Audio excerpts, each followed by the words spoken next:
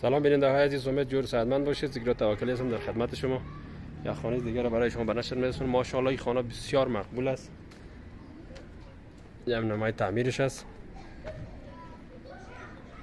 که مساحت زمین از 2 بسوه هست. دارای 6 اتاق می باشه. تشناب، آشپزخانه. آدرس در سرک مارشال فهیم است. از سرک قیر خانه 4 است. نمره راسته هست و این هم سن اولیش است. سن اولیش هم ماشاءالله بسیار مقبول است. این هم سن اولیست.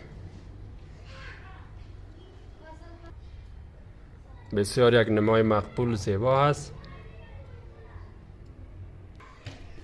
و این هم راه است که برای منزل بالایش است.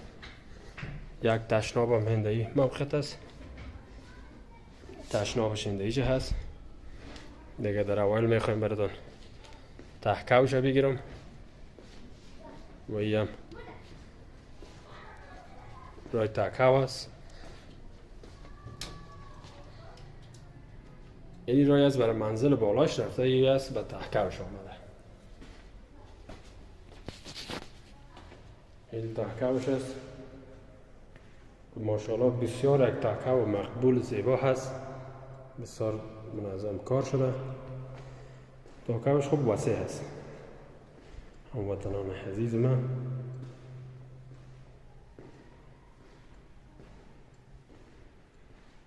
این تحکوش است.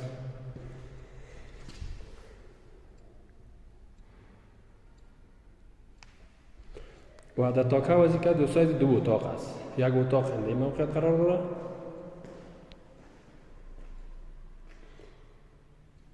یک اتاق این هست. اتاقش کلش حصری است. یک اتاق دیگه میمونه است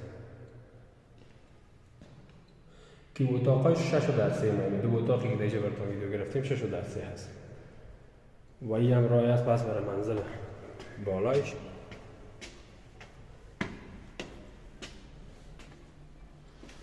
این راه منزل بالایش است. دهلیزش هست. دهلیزش هم این دهلیزش هست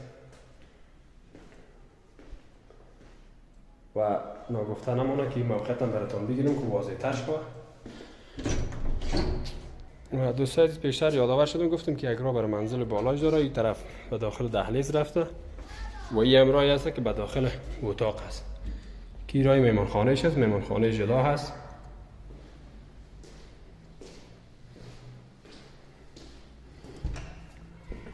این راه دهلیزش هست. خب یک اتاق هم اینجا قرار داره. اگر بخوای کسایی که یک اتاق بسازه هم میشه. دا انباریشو برداری یک اتاق تکمیل میشه. و یک اتاق دیگه هم اینجا هست. اتاقش 7 ورخ است. اتاقش 7 ورخ است و یک اتاق دیگه هم اینجا است.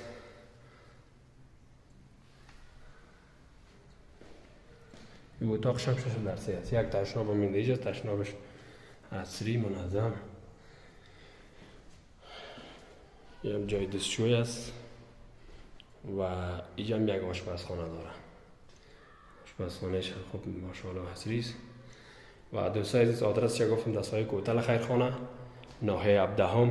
قیمتش $52,000 آمریکایی است با اندکی جرامت. انشالله کسایی که علاقه‌مند هستن میتونن با ما به تماس شن. دفتر مرکزی ما در هتل خیرخانه سرک مارشال فهیم است. و این هم راه است برای تخت بامبش. این برای تخت بامبش هست. این هم تخت بامبش سیخاش کشیدگی هست. 2 منزل دیگر هم امکانات داره و این هم تخت بامبش هست. و این ساحه همین پایی طرفش بلند کردین و اینجا هم میتونه که از یک خرجخانه و چیز استفاده کنی هم میشه.